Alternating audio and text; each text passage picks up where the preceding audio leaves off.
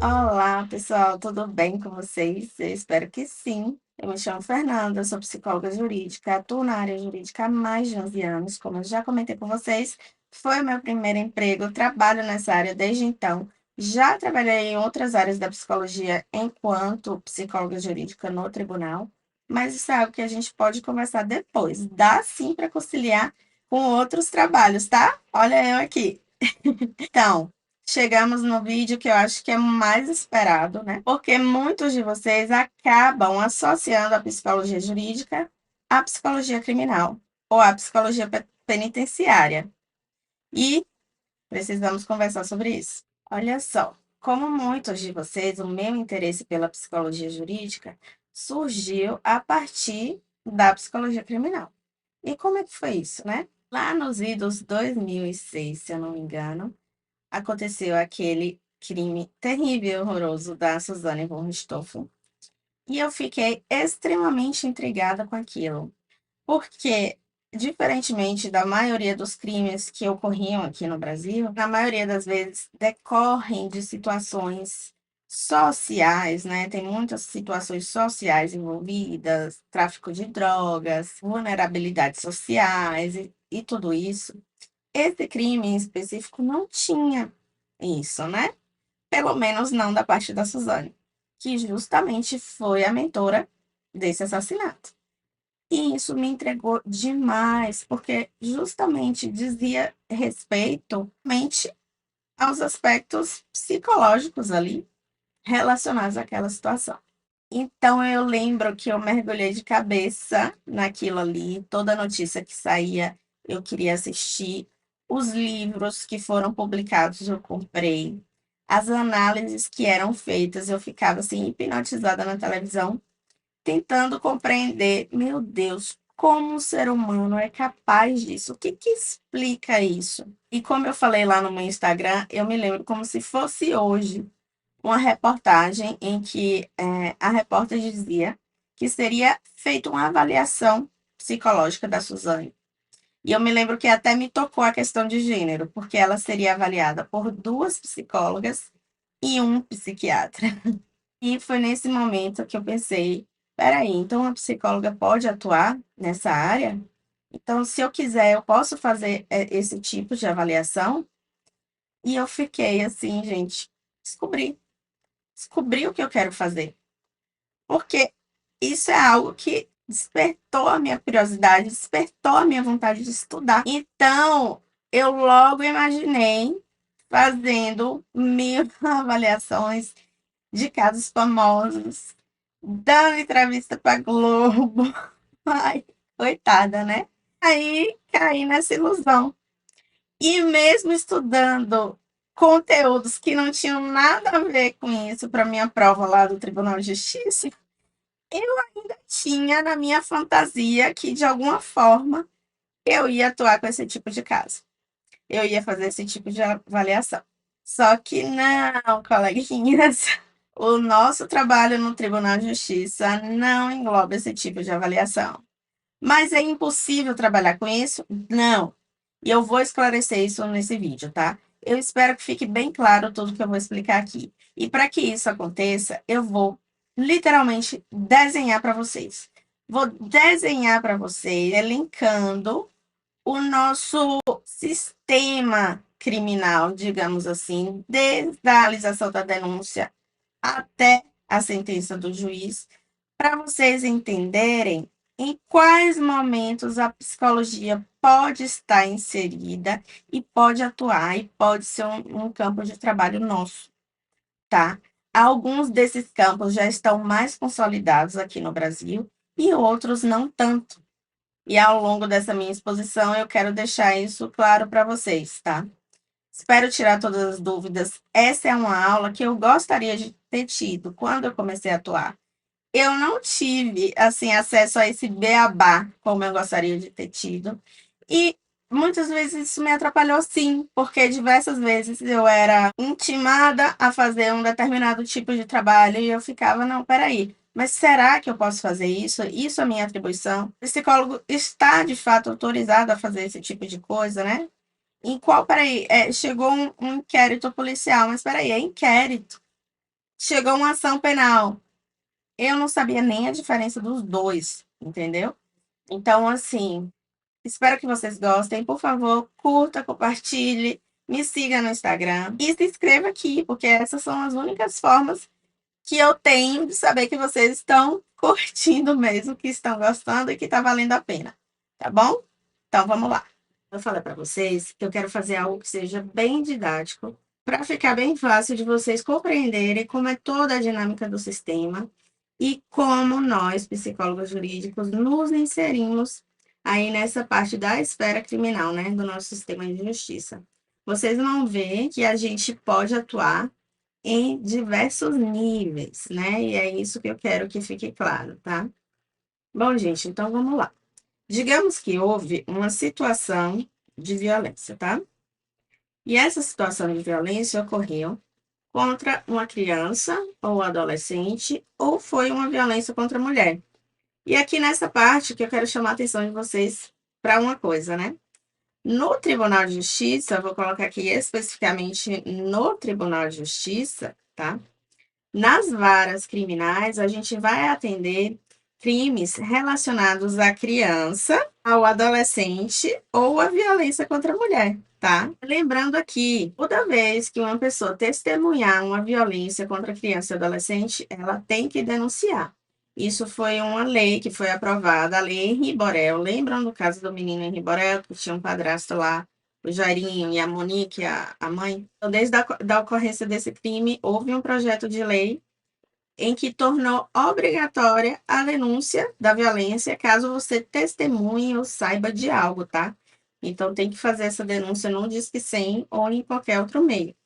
Então, tá, voltando aqui para o nosso esqueminha. No Tribunal de Justiça, a gente vai atender as violências relacionadas à criança, adolescente e à violência contra a mulher. No caso da minha comarca, a gente atende prioritariamente a violência contra criança e adolescente. Não existe uma vara na nossa comarca, né? Deixando claro isso, uma vara dedicada exclusivamente à violência contra a mulher, tá? Mas em cidades maiores, né, como na capital, por exemplo, existe sim, né?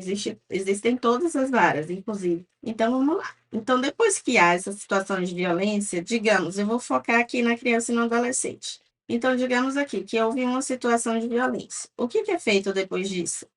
A denúncia, não é mesmo? Então, depois da situação de violência, ocorre uma denúncia. Ah, Fernanda, onde é que pode ser denunciado? Essa denúncia pode ser feita na delegacia. Então, digamos que há uma suspeita de violência sexual contra a criança. E essa criança faz uma denúncia, ela revela o abuso que ela vem sofrendo. Ah, um fato interessante aqui para vocês. A criança ela vai revelar o abuso em um lugar e para alguém em que ela sinta segurança, em que ela sinta confiança. Muitas vezes, e aí, gente, eu vou dar um exemplo de algo que o que é mais frequente no nosso trabalho é uma violência sexual que ocorre dentro de casa, ou por um pai ou por um padrasto, tá? Então, ocorrida essa violência, a criança muitas vezes tem receio de falar com a mãe, ou porque ela pode achar que a mãe não vai acreditar, ou porque ela acha que vai causar um sofrimento muito grande.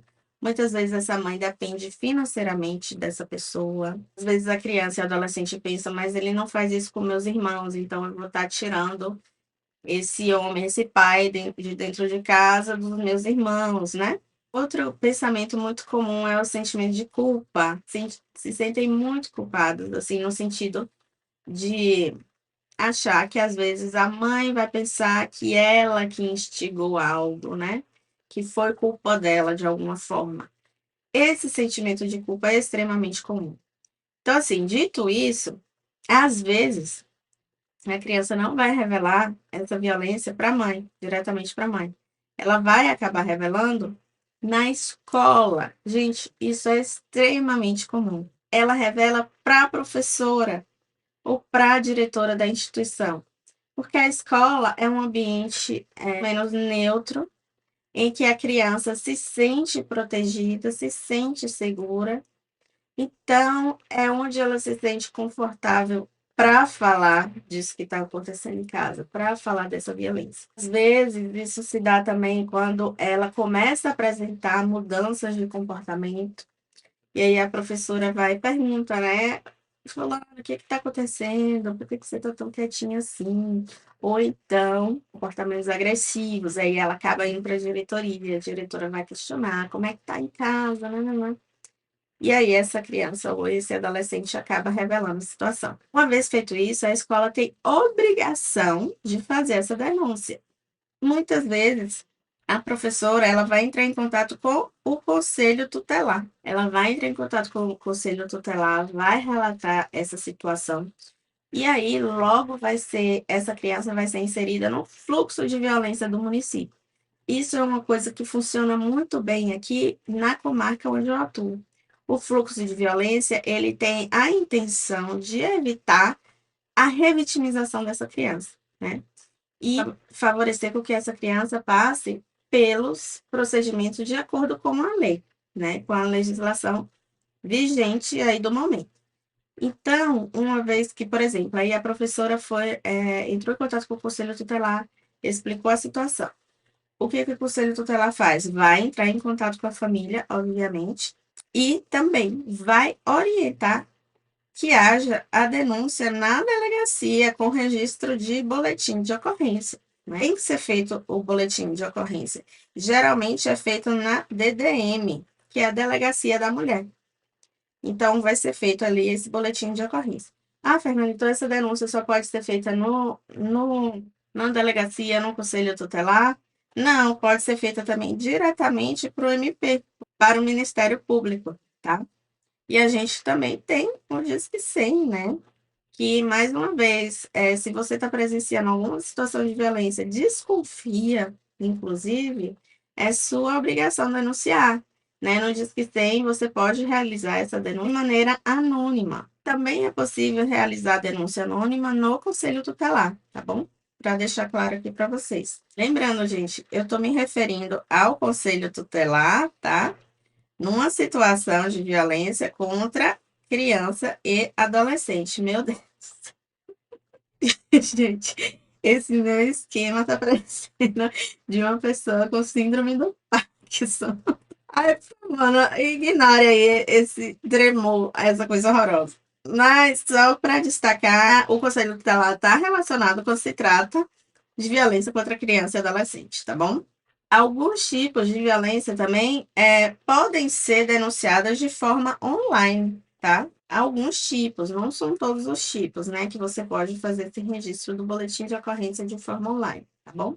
Fernanda, quando ocorre essa violência, gente, eu vou dar um monte de informações aqui para vocês que não diz respeito só aos passos desses procedimentos, mas também vou trazer aqui várias informações relevantes relacionadas a crimes cometidos contra criança e adolescente, tá bom? Então, assim, uma informação importante. Ocorreu a situação de violência, digamos que é registrado um boletim de ocorrência. A criança precisa ir junto, ela vai falar ali com o delegado, ou com o escrivão, ou qualquer outra pessoa na delegacia? Não, tá? Se nessa delegacia não houver um psicólogo ou outro profissional que tenha formação para colher esse depoimento inicial da criança, ela não vai ser ouvida ali, tá? Isso tá na lei, isso diz respeito a essa tentativa do judiciário da não revitimização da criança, de evitar que a criança tenha que falar ali várias vezes sobre a mesma situação.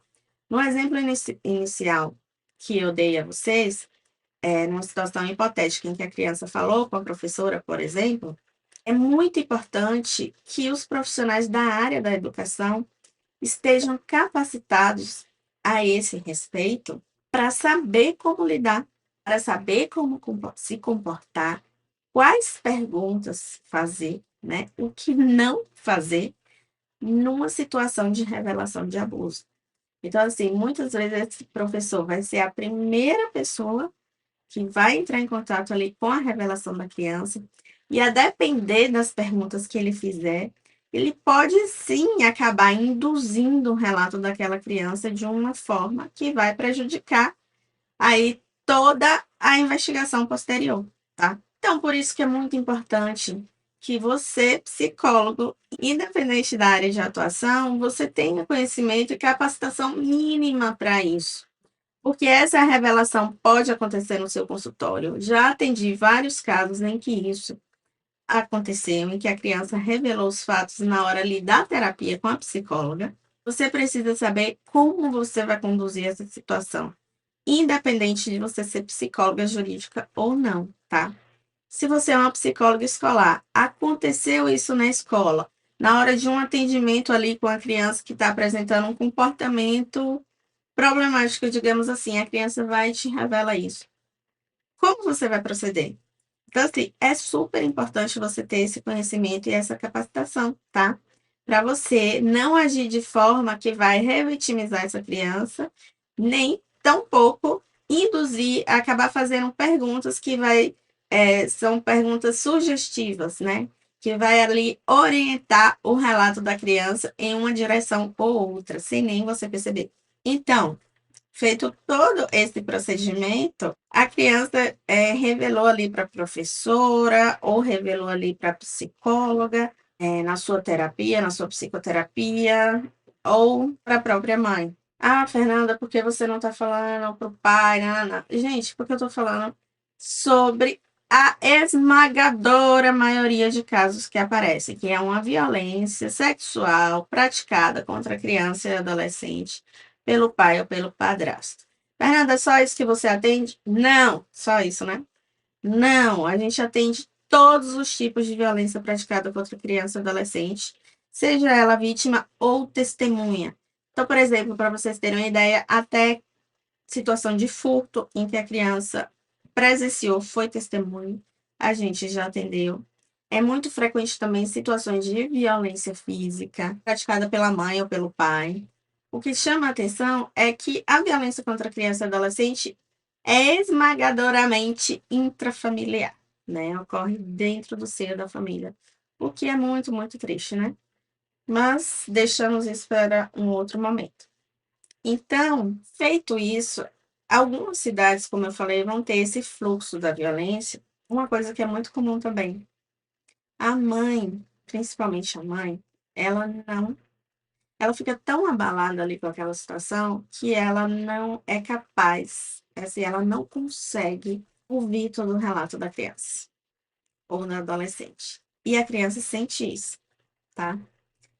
Então, assim, ela revela para a mãe, mas ela não dá todos os detalhes. Ela sabe que aquilo causa uma dor absurda e um sofrimento absurdo.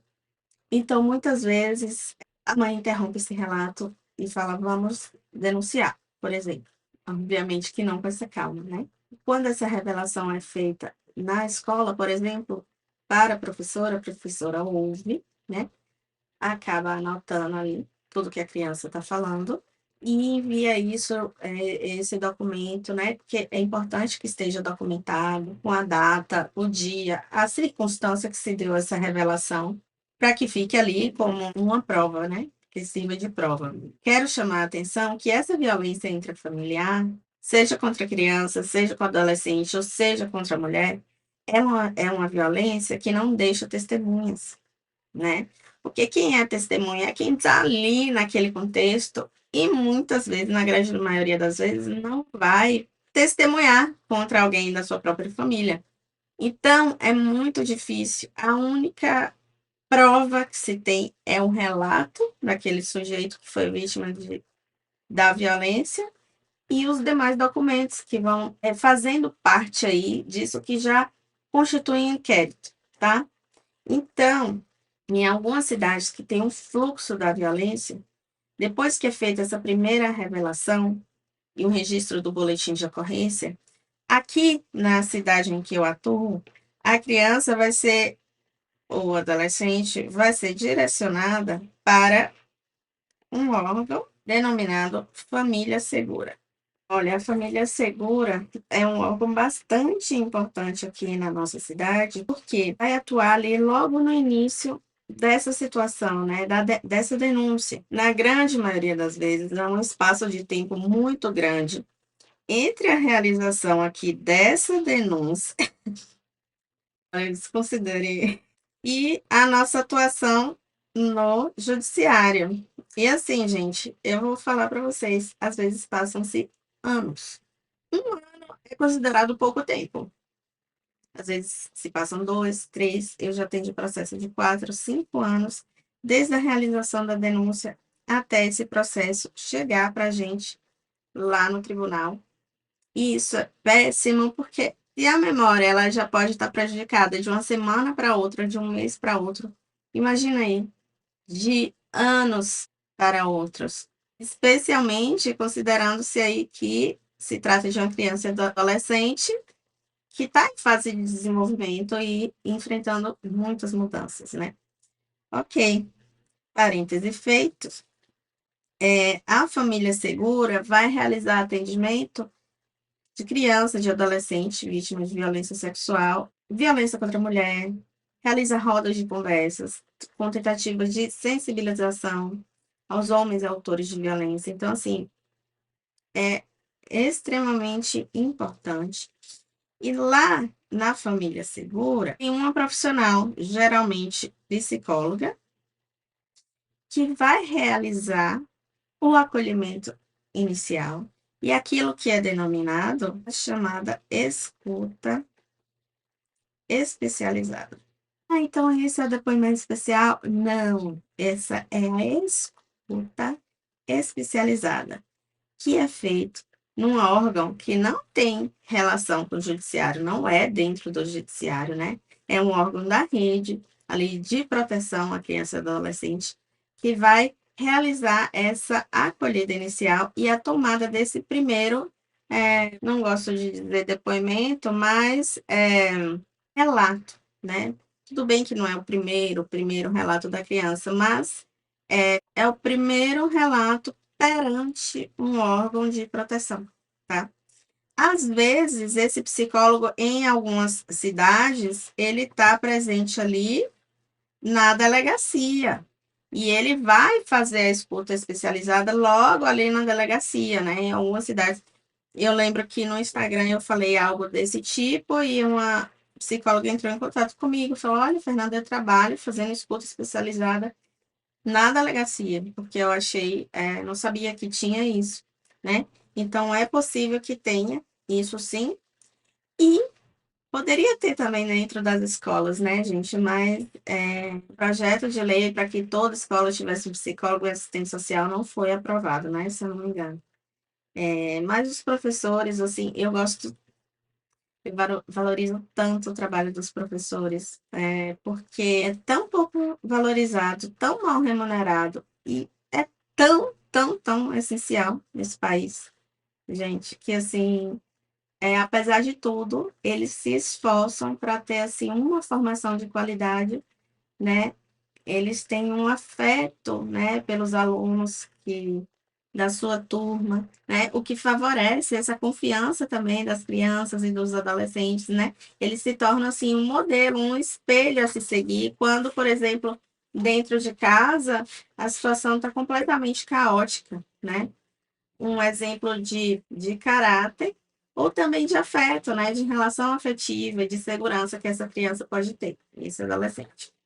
Quando eu disser crianças, já pressupõe adolescente aí, tá? Para não ficar tão repetitivo. E aí vai ser feita essa escuta especializada. Eu não vou abordar os aspectos, o que é em profundidade a escuta especializada, quais são as características, como ela deve se dar. Nem vou abordar esses detalhes sobre o depoimento especial, senão esse vídeo não teria fim nunca. E o intuito dele não é esse, né? É mostrar para vocês de uma forma geral como se dá a nossa atuação nas situações que envolvem crimes, tá bom? Depois disso, feito uma denúncia e um boletim de ocorrência, vai ser aberto um inquérito policial. A polícia vai então investigar os fatos, né, que foram narrados ali naquela denúncia, através de testemunhas, vai entrar em contato com testemunhas para tomar o depoimento destas testemunhas. Quando a testemunha é outra criança ou outro adolescente, eles não vão ser ouvidos pela polícia, tá? É direito de toda criança e adolescente serem ouvidos por uma psicóloga ou assistente social com a formação para tanto. Então, a polícia vai analisar provas, outros tipos de provas, se tiver câmera de segurança, por exemplo, e perícias, em casos em que, por exemplo, de um crime de assassinato, né? Que seja preciso haver a avaliação pericial ali naquele ambiente. Mas, Fernanda, poxa vida, eu adoro a parte criminal, mas eu sempre quis trabalhar justamente com essas situações que envolve crimes de assassinato, sequestros, suicídios, enfim, não necessariamente relacionados à criança ou adolescente ou à violência contra a mulher. Não é possível? É possível. E agora a gente vai chegar lá. Digamos que a situação de violência que ocorreu não foi contra criança ou adolescente, foi um assassinato. Aqui no Brasil não é comum, mas em outros países existem, né? A atuação do psicólogo aqui nessa fase do inquérito, quando se trata desses crimes, né? O psicólogo, ele pode ajudar os policiais a estabelecer o perfil criminal, né, daquele suspeito. É o chamado criminal profiling, aí que ficou famoso e todo mundo já conhece, né? O psicólogo pode orientar os policiais a esse respeito, né? Nesse procedimento ali do inquérito, orientando sobre os possíveis aspectos psicológicos diante do crime cometido, né? Daquele suspeito. Eu sei que essa é uma área que gera muita curiosidade, gera também muita curiosidade em mim, como eu falei para vocês, né? Maior interesse em atuar na área da psicologia jurídica foi a partir daí, né, de tentar entender o perfil psicológico daquele sujeito que comete um crime cuja motivação não é relacionada a aspectos sociais. Mas, infelizmente, aqui no Brasil não existe, por exemplo, concursos públicos voltados à contratação de psicólogos para essa área. Mas assim, gente, quero esclarecer uma coisa com vocês e deixar de dica também. A atuação dos psicólogos no Tribunal de Justiça começou, pelo menos aqui de São Paulo, né? Começou de forma voluntária. Os psicólogos, eles apresentaram o seu serviço para que o juiz percebesse o quão valioso é o seu trabalho, o quanto que o seu trabalho pode ajudar na decisão judicial. Então, acho que é bem possível, né? Se você tiver assim uma habilidade de conversar e o desejo mesmo, né, de trabalhar nessa área, você pode oferecer o seu serviço, né? Quem sabe a partir do conhecimento do quanto que a psicologia pode contribuir, você acabe sendo contratada, né? E a partir disso, né, surge até concursos para essa área e você nem saber, você vai estar ajudando outros colegas, entende? Eu me lembro que uma vez eu conversando com a minha psicóloga, minha primeira psicóloga, que foi assim, disparado, a minha melhor psicóloga, lá em Salvador, na Bahia, quando eu fazia faculdade, meus inúmeros conflitos com relação ao exercício da profissão de psicologia, eu comentei com ela, eu falei assim, poxa, mas a psicologia é uma profissão tão nova ainda, tem tão poucas pesquisas, isso é tão difícil, né? Já com esse pensamento pessimista e tudo mais. E uma coisa que ela falou para mim que eu nunca me esqueci, justamente por ser tão nova, ainda ter tão poucas pesquisas, é que você pode se destacar muito. Isso eu quero deixar assim para vocês, tá? Porque imagine, você nesse país que eu não sei, eu até peço, se tiver algum psicólogo aí que atue nessa área do inquérito, nesses casos de crimes contra a vida, por exemplo, que deixe aí nos comentários para eu saber, porque eu não tenho conhecimento disso, tá? No Instagram eu já falei sobre isso diversas vezes. Nunca ninguém entrou em contato comigo para falar, não, Fernanda, eu trabalho fazendo isso. Mas atenção, tá? Eu não estou falando aqui quando você é contratada pelo suspeito. quando o suspeito ali contrata você para você elaborar um laudo, um relatório em sua que vai ajudar na sua defesa. Isso é outra coisa. Aí você é contratado como assistente técnico. Isso sim é bastante comum. Gente, são muitas informações, né? São muitos detalhes. Eu acho que esse vídeo já está ficando bastante extenso. Eu vou dividir essa aula. Eu espero que na próxima a minha mão não esteja tremendo tanto. E eu vou dividir essa aula para que não fique tão extenso, porque são muitas informações mesmo, são muitos detalhes, tá? Por exemplo, agora eu tenho que falar, tenho que explicar um pouco para vocês qual é o trabalho do assistente técnico, para vocês terem mais ou menos noção do que eu estou falando, certo? Então, assim, o que eu estou me referindo aqui, que no Brasil eu não tenho notícia de que tem psicólogo atuando nessa área, é psicólogo vinculado diretamente à delegacia, que tem um papel mais isento, né? Não é ele contratado pela parte, certo? É ele vinculado ali ao Estado, ao trabalho dos policiais. Então, assim, não tenho notícia dessa atuação aqui no Brasil, entende? E é nesse sentido que eu falo para vocês, de que uma vez você se capacitando nessa área, você pode apresentar o seu serviço e tentar, né, cavar ali o seu espaço. E quem sabe você não vire, inclusive, referência nesse tema. Porque, como a minha psicóloga falou, diante de tão poucos profissionais, diante de uma profissão tão jovem, é que você pode se destacar nesse meio, tá bom?